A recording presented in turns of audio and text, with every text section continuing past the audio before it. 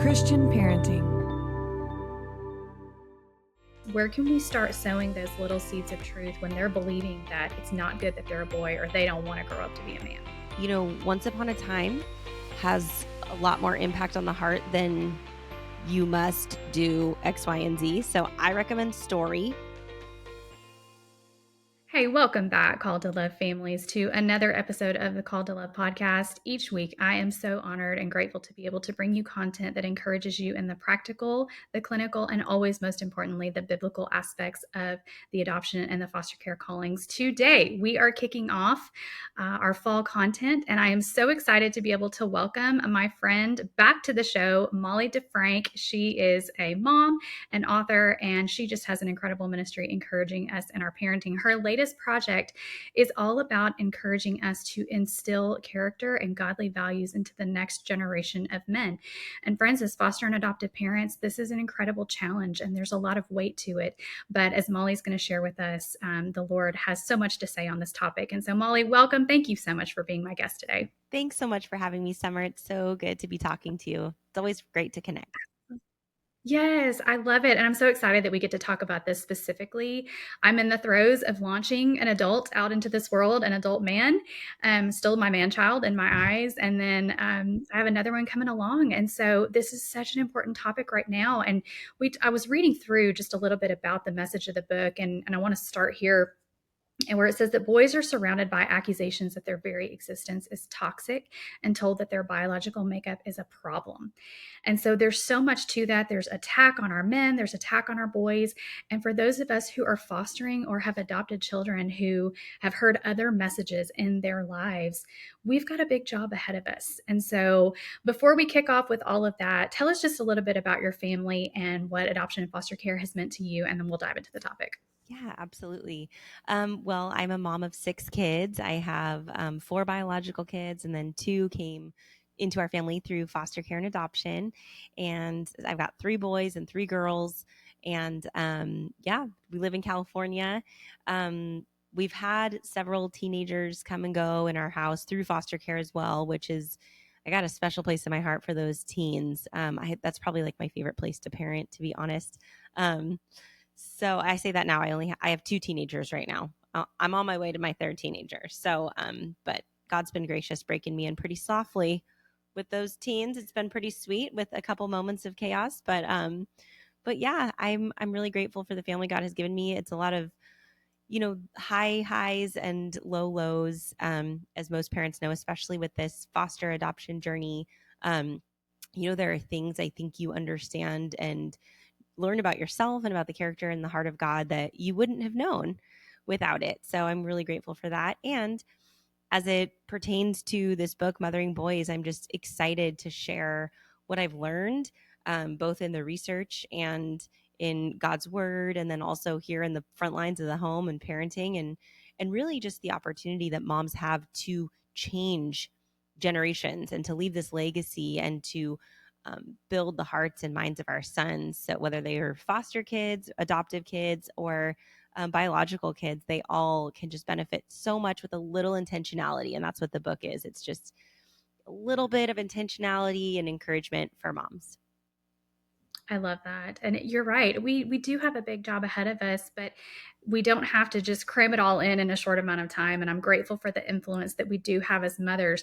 And there's a unique relationship with moms and their boys. And it's something that I just absolutely have treasured. Even as my boys have gotten older, I feel like I've kind of survived some of those, the initial teenage years, and now we're into the early adulthood. And it's been really neat to see that and just watching him become a man, but yet still holding on to those ties of when they were little. And so let's just begin by having you share with us a little bit about, maybe just those little moments that we can begin to just start teach our boys and to pour truth into them about who they are according to what Scripture says, which is totally contrary to the world, right? Absolutely. And I think that's the most critical piece here for our boys. The thing that really struck me and part of my inspiration behind writing this book was noticing how kids are growing up differently today. They're spending so much time on digital media, and then seeing all this research come out that boys are falling behind even more than girls in so many areas. Boys are 2.5 times more likely to be suspended or expelled from school. Um, 2/3 of young men say no one really knows me. They have this epidemic of loneliness. They're disconnected. They're sad. They're less likely to be employed. They're less likely to earn a college degree, a master's degree. In fact, the numbers are bigger. The gaps are bigger than they were in the 70s when Title IX was passed, but the other way around. Women used to be way behind. Now it's men that are falling behind. So we're looking at this Mm. going, what does this mean for our future? And how did we get here? And at the same time, I noticed, being a Christian, a believer, um, just how impactful a parent, a faithful parent, how impactful that is on the heart of a young child growing up. Um, George Barna had a study out that said a child's worldview is pretty much formed by the time he's 13 years old. Mm. So that means that the work that parents are doing in those tiny years where they feel really chaotic and stressful, and you're running carpool and you're wiping bottoms and cleaning bathrooms and doing laundry ad nauseum, you're actually having an incredible amount of impact if we can fix our eyes not on what is seen, not on like the dishes and the laundry, but if we can go a little under the surface and look at what's unseen, we'll see this treasure trove and this massive opportunity. So, sorry, that was a very roundabout way to get to your question, I love it. which is I what love it. can we do? And the book is really 8 things. I kind of condensed it into like 8 categories of things that our boys need from us before they turn 10, to really build them up and form that worldview. And the first was really just belonging. The first section is showing our boys that they have a place in our family, they have a place in this world, no matter what kind of a knucklehead they were at school, or how big they blew it, or whatever they do, they have a place in our family where they are fully known and fully loved, and they can always come back to mom. And I really wanted to start there with the book. That's the first thing. But even before I get to that, just to encourage moms not to kind of view these things as this like exhaustive list of like, you have to do these things or you're behind, Yeah. but just that we get to rest fully in what Christ has done for us. He did everything. He finished. It is finished with Jesus. And so just remembering that our best parenting is really done resting in Christ.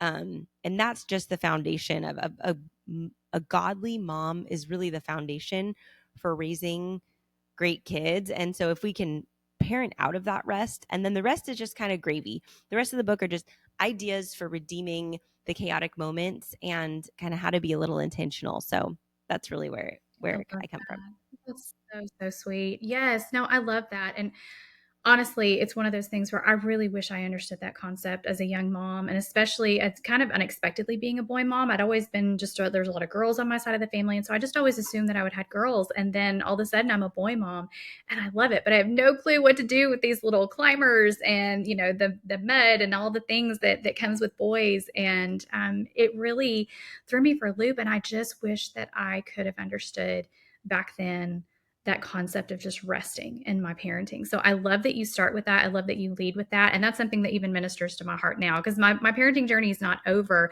I think it would be helpful to Molly, and I don't know how much you put into the book, but I'm sure you have a good understanding where you can answer this question of just the uniqueness of the boy brain and how important that is for us to understand that because as we're going to talk about building connection and cultivating character and all of that, but let's talk about just really a fundamental understanding of how God designed our boys and the way that they think.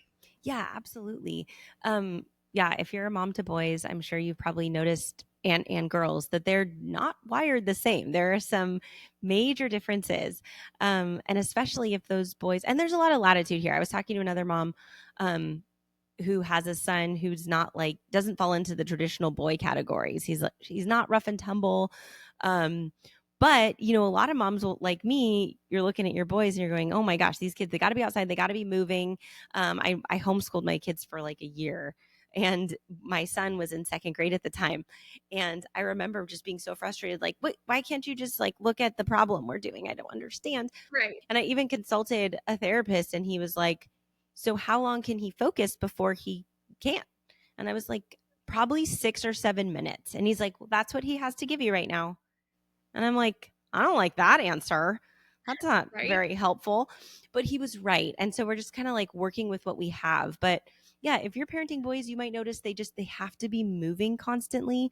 Um, a lot of teachers will even tell you, gosh, the girls can sit just fine in kindergarten, but the boys kind of struggle. They need to move around more. Oftentimes they're more interested in things than in people. So that's why we need to work a little harder to help them hone those relationships, giving them those skills. So, and also boys are disparately impacted by this technology. Mm, Digital entertainment often is making our boys lonelier because they're not developing the skills that human beings need to relate to one another. So, yeah, the skills that boys have typically learned playing outside, you watch the movie The Sandlot, and that's how boys used to play. And now, sometimes parents will just hand them a tablet or they'll let them game during their free time. And what's the opportunity cost? They're not learning the art of back and forth, working out problems, even getting in arguments. Um, there are just so many things they're not getting if they're spending that free time on devices, and it's really harming our boys. So that's yeah, what I kind of delve into is, well, what can we do given the landscape in our culture, given how our boys are wired a little differently? They're a little less likely to be super relational, and that's the beauty is moms tend to be more relational than dads a lot of the time. Like we bring a little more warmth, a little more connectivity a lot of the time. And so these are unique gifts that we can give our boys if we just spend a little extra time, think a little bit. Even family dinners. I have one chapter under belonging and relationship about the power of family dinners. And I yeah, think we moms really underestimate what we're accomplishing just by getting food on the table and putting everyone around the table. It doesn't even need to be gourmet. It could be pick up a pizza at Costco or a bag of rotisserie chicken and a salad or whatever. But there was this Harvard therapist that said, if more families took advantage of the benefits of regular family dinners, I would be out of a job because what I wow, do in my office, most of that gets accomplished over the dinner table. And despite that, 60% of families don't take advantage of family dinners. So just really simple things like that. A lot of it has to do with building up a biblical worldview in our boys.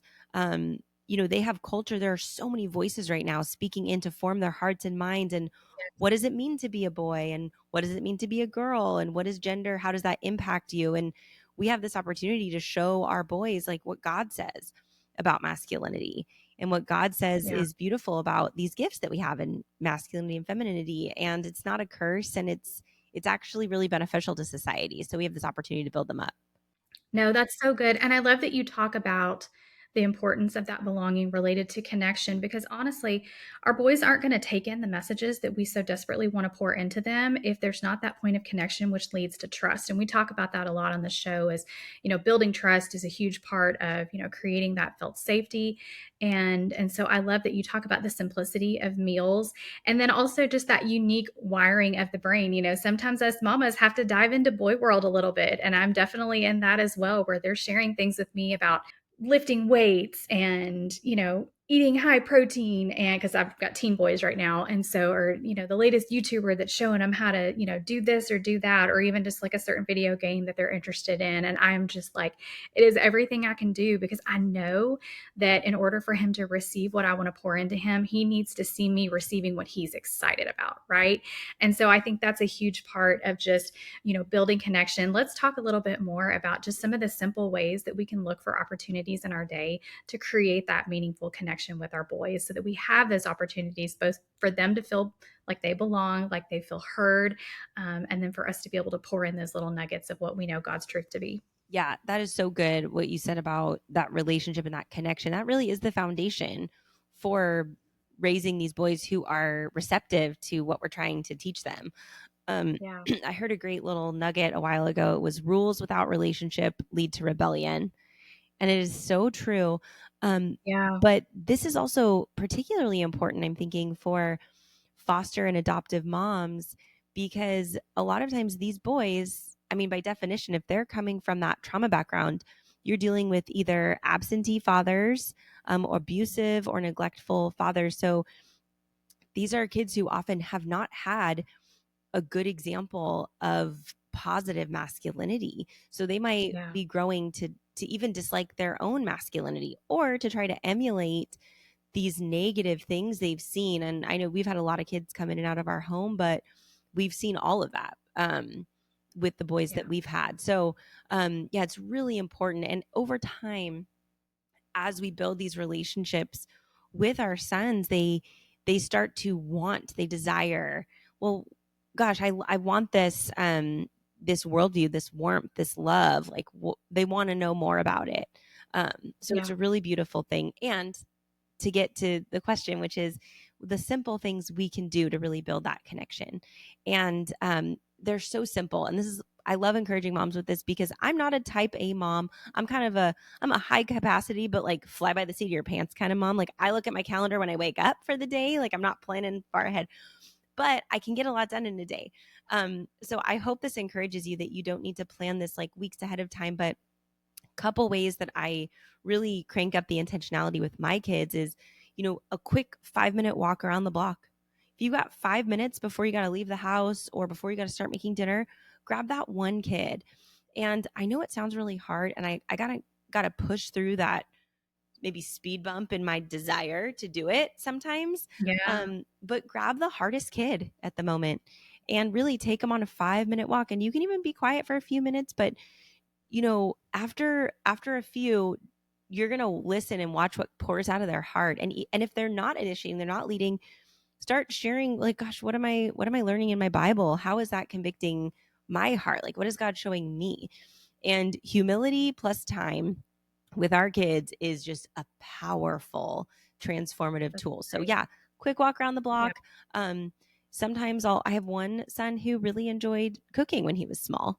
And so if I was willing to kind of pull him in with me when I was making something, and full disclosure, I don't always like doing this. I like to get my stuff done and check my boxes. But if we're willing to be a little intentional and give up that maybe efficiency for just like one of the meals, Mhm. we'll really plant these seeds that are just gonna grow later on. Yeah, those are a few that I love. Even read aloud time. It doesn't matter how old your kids are. If I've got a kid going in high school who I suggested, I'll read your school book with you. That sounds fun. He's super into it. And then we have, a whole new thing to talk about that's kind of just ours.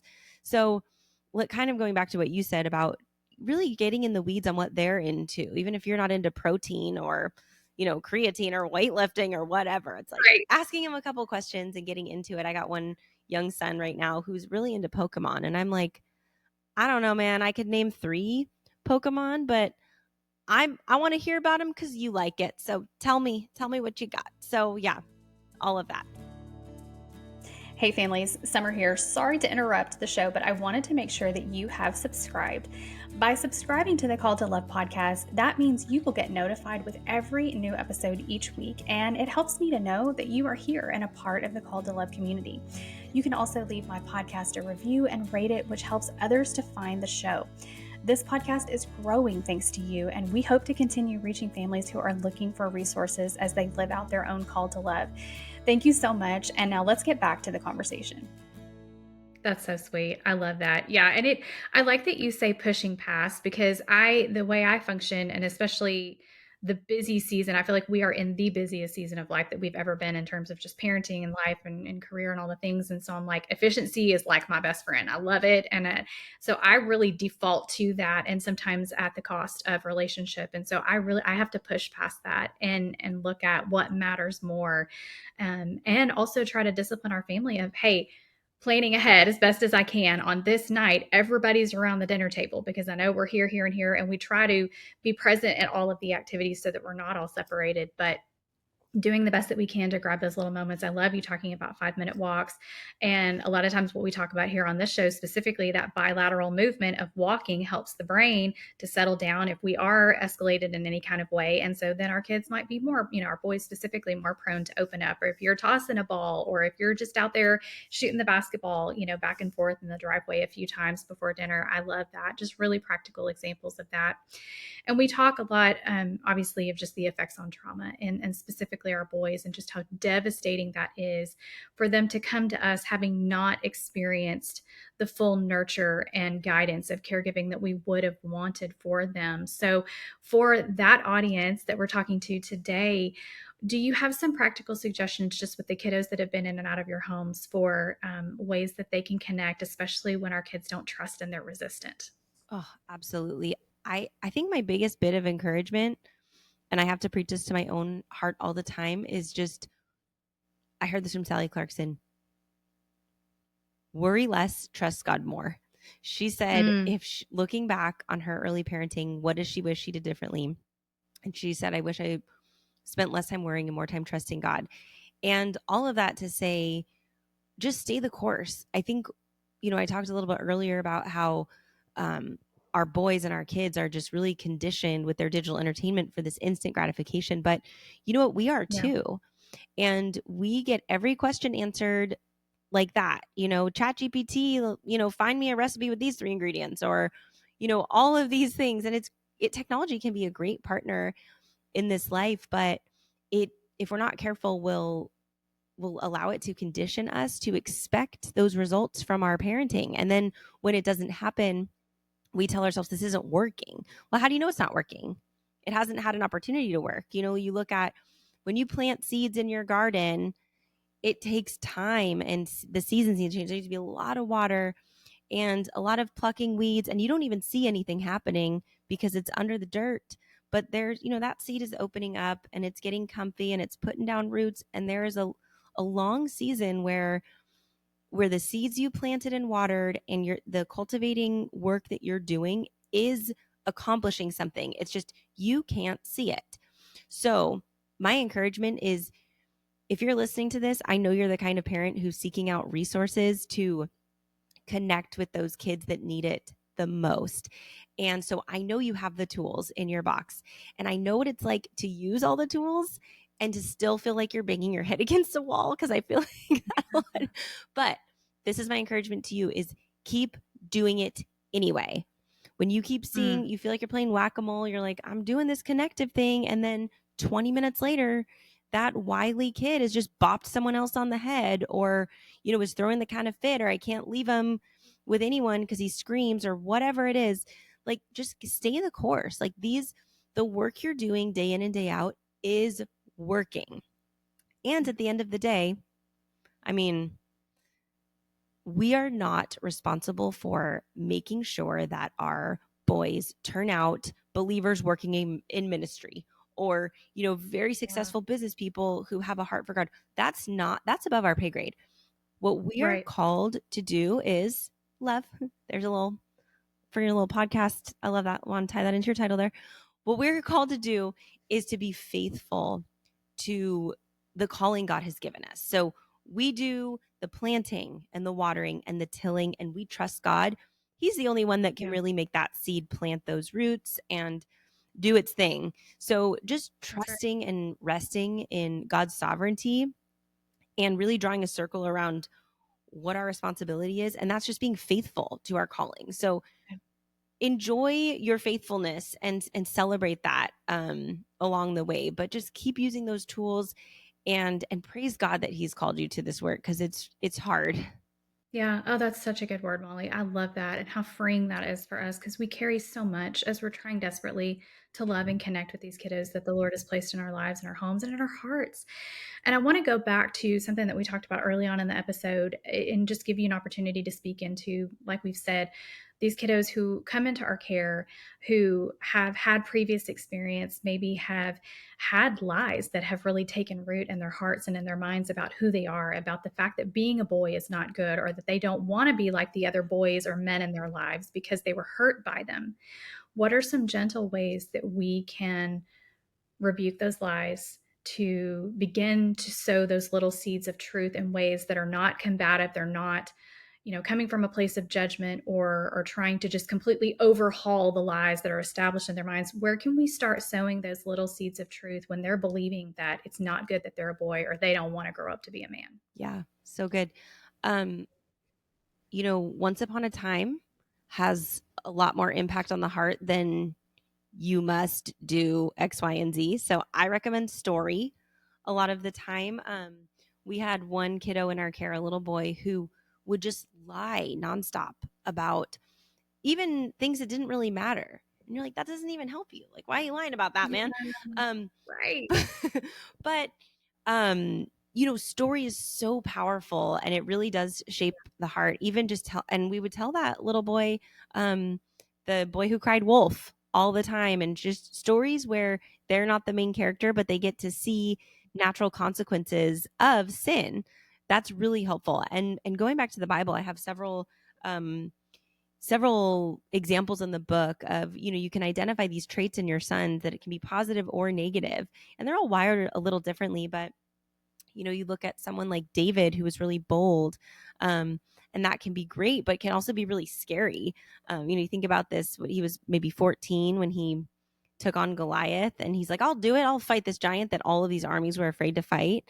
And he goes for it in the name of the Lord. And I was rereading that story when I was mentioning this in the book, and I'm like, man, there's no mention of David's mom, how she felt about David's Right. excitement and boldness. But I would imagine she's like, are you kidding me, David? I'm sure he was the one jumping off the top of the couch or the roof into the pool or whatever. um but we get to channel our son's strengths and weaknesses into good lanes for them to run in. So boldness, or it could be impulsivity, or it could be boldness and zeal for God. And so using story like, oh, David, look at what he did. And then look at what David said right before he took on Goliath. He wasn't like, look at me go, I'm going to be awesome. He's like, this is for the glory of God. Um, and he used that boldness for God. And you look at all of these biblical examples of even Paul, who said, yeah, I'm taking on this trade because I don't want to be a burden to the people around me. So I'm working, I'm making these tents, and I'm preaching the gospel. And so using that, showing this example, pointing out like, oh yeah, he worked really hard because he wanted to be self-sufficient. He wanted to provide. Or even Boaz, who had all of this wealth and he shared it with people who were less fortunate. So I think we could talk all day about this. There's so many powerful examples in the Bible. Moses, you think about how Moses lost his temper, and he would just get angry, and the consequences for that. Yeah. Or when he balked when God called him into leadership, he's like, "What? Who am I?" It's like, well, literally, God Himself is calling you. So, Right. teaching our boys to be brave and teaching them to obey and teaching them to respect authority. But all of these lessons do come out of retelling these stories. And it's not just in the Bible. Like, watch a Marvel movie with your kids and ask them great qualities they noticed in some of these heroes, and point them out and highlight them, and call attention to them. And even another really, well, maybe I'll end with this one, but I think a really powerful way to do this is call attention to your husband, and how he provides for your family, how he protects, how he nurtures and Yeah. loves. Um, That's great. those things are really powerful because your son gets to see that on display, in the house every day. So those are just a couple of ideas. I think that's so good. And I love, we talk about this too a lot on the show, this concept of more is caught than taught. And so the more we can model for our kids, because they are watching, and especially those kids who have come from places of dysfunction, they don't know what to do with our healthy relationships and healthy communication and structure in our homes. And so it throws them aback, but they are watching. Yeah. And we've had that experience as well. So I love that, just thinking through and modeling, and then just ways to integrate those biblical truths and lessons and instilling that character in them. That's so, so encouraging. Molly, I want to, as you were talking about all of this, it just really hit me that I really want to encourage our moms in the practical ways that we can create safe spaces for our boys to fail. Mm. Because I think they need so much for their mamas to hear them tell them how big their muscles are and how proud they are that they built that big sandcastle, or that they could climb that mountain of dirt and go down it in their bikes, or whatever it is. But the times that they don't quite get it right, and especially for our kiddos who come from those places of chaos and dysfunction, who don't even know what right looks like, how can we as moms practically love and connect with them by creating a safe space for them to fail? Mm. That is so good. Um, and I appreciate that acknowledgement because we all blow it all the time. Yeah. But when they're met with unconditional love, when they do fail, that's the opportunity we have to reflect the good character and love of God, which is that's how he treats us and that's how he sees us. So yeah, I think that it just goes back to showing them that they always have a place. Um, Showing them I blow it too sometimes and I love you no matter what. There's never anything you can do or say that would make me not love you or make me love you any less. My love for you is always the same. Did you know it never changes? No matter what you do or say, I love you the same when you're getting straight A's and you're doing great. And I love you the same when you're blowing it and I got a call from the principal. And that's hard. And sometimes my husband and I, like, we have to huddle sometimes because sometimes I will get a call from the principal and I'm kind of mad. We had one little boy who, my kids got dropped off every day on time to school last year. And parent teacher conference rolls around and I got this one little boy had 20 tardies. And I'm like, Oh, I'm sorry. What? And yeah.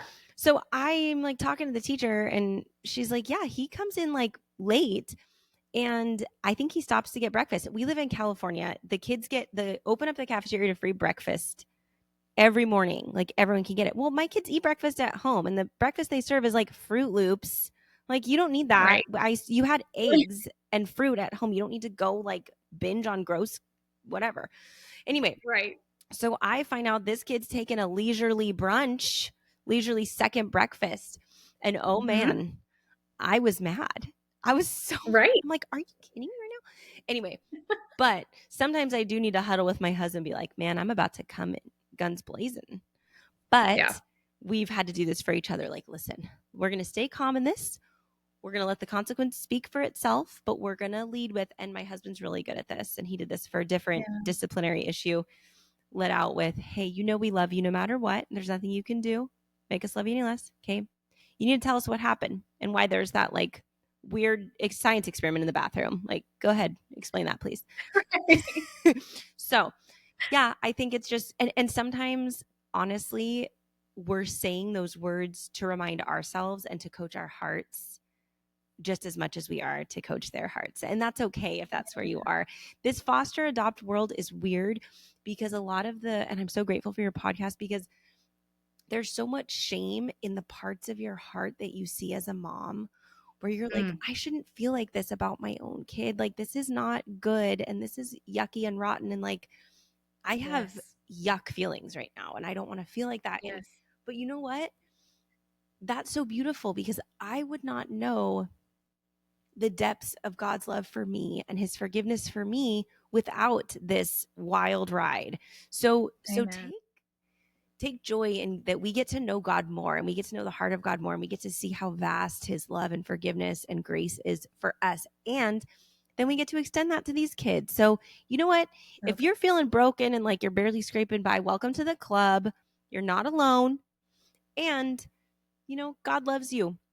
He loves you and he's there for you. There's no feeling you can have that's too yucky for him. So don't feel ashamed. He wiped that away for you. Oh, that's so good, Molly. Thank you for sharing that. And that just ministers to my heart even today and in the midst of all the things. So I'm so grateful for you. And friends, I got to give a plug too, because the first time I ever met Molly, we talked about her first book, which was The Digital Detox. And that is like a whole other episode that we could go into and just talking about the benefits of removing those screens and really prioritizing connecting in person, face to face, and other activities. So I want to make sure that our listeners can connect with, follow you more, and access all of your resources. So tell them how they can do that. Absolutely. You can find me on my website, mollydefrank.com, or you can find me on Instagram. I love connecting with people and sharing tips and ideas and parenting and sometimes funny stories. Molly DeFrank.